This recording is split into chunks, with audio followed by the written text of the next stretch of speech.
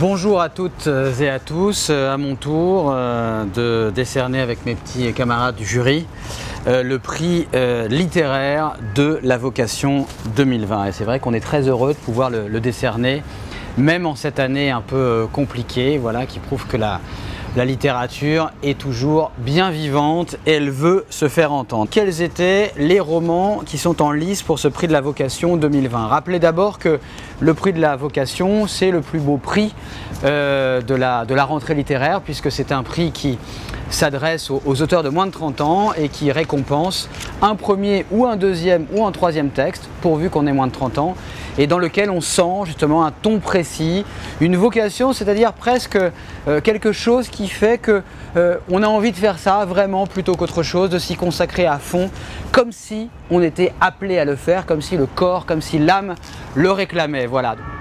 Et le lauréat du prix de la Vocation 2020 est une lauréate.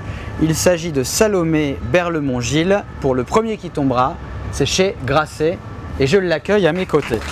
Une histoire de déclassement dans un pays finalement qui ne tient pas ses promesses vis-à-vis de ceux qui l'accueillent, qui est la France. Et c'est un roman, Salomé Berlemont-Gilles, qui lui tient ses promesses, donc bravo d'être notre lauréate 2020. C'est encore une fois un plaisir, c'était un livre qui était vraiment important pour moi, ils sont très personnels dans les convictions qui s'y attachent et du coup voir une vocation reconnue autour de ça, c'est encore plus touchant, c'est encore plus puissant et voilà, je suis très heureuse.